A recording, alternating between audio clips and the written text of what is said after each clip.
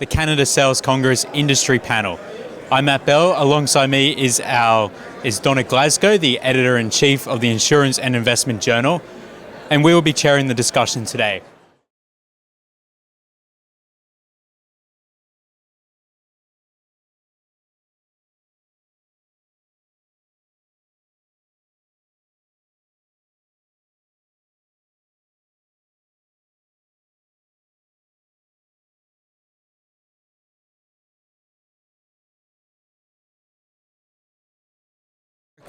For me, I'd like to touch on what I think is the potential for very significant disruption to our business.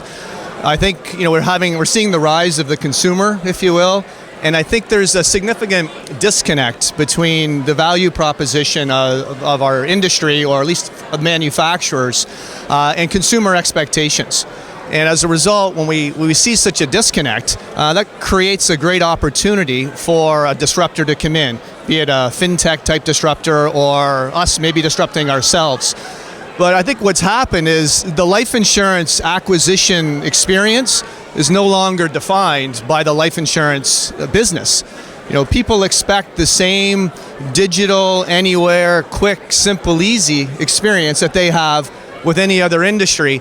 Yet we're not really providing that at this point in time. So how do we align distribution with where the real market opportunities exist and lie going forward? And to me, that's a significant risk for us as an organization. Thank you.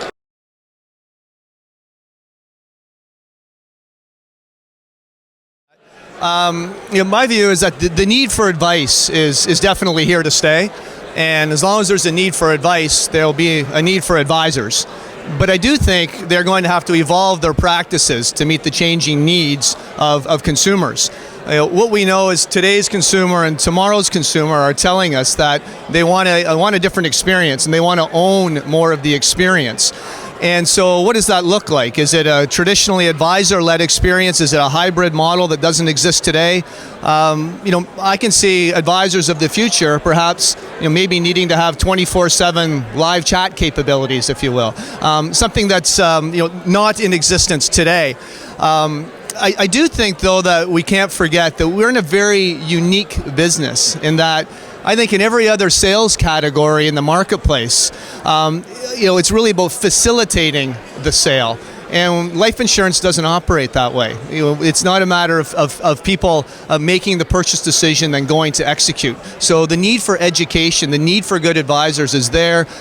Most Canadians are underinsured, so there's tremendous opportunity for advisors. But I do think they'll need to evolve, how they think and how their practices operate.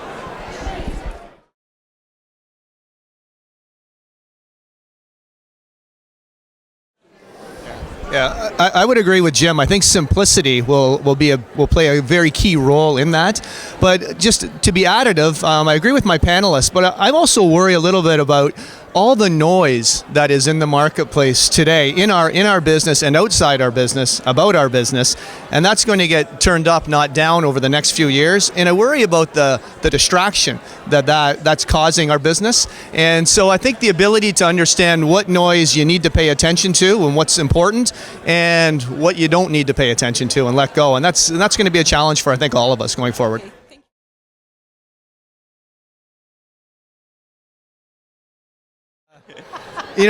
We, like the industry, have not seen any real potential or conflicts of interest around this, but I do understand the potential for that to exist, the perception to exist. And so we want to protect the image of the industry, and hence, we understand the recommendations and support the recommendations. That being said, selling life insurance and selling a lot of life insurance is very difficult. And it does need to be recognized and deserves to be rewarded. And I'm glad that distributors have been and will likely continue to do some of that recognition. But we as manufacturers need to revisit and take a look at what does our reward and recognition system look like, so that we can continue to try to bring value and reward advisors for their business and their loyalty. So.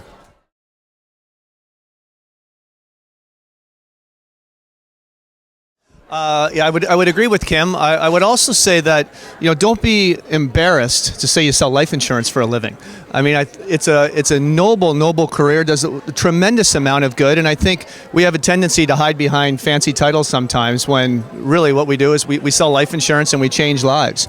So I think that'll be important, and also, the business is very difficult, and I think establishing good mentors early in your career and diversified mentors is very, very important. Also, perhaps building out your brand through a network. It's a lonely business, so how can you create partnerships as part of a team environment going forward? And I think there's tremendous opportunity. The investment space is crowded. The insurance space is wide open, and it's a tremendous opportunity and tremendous career. So.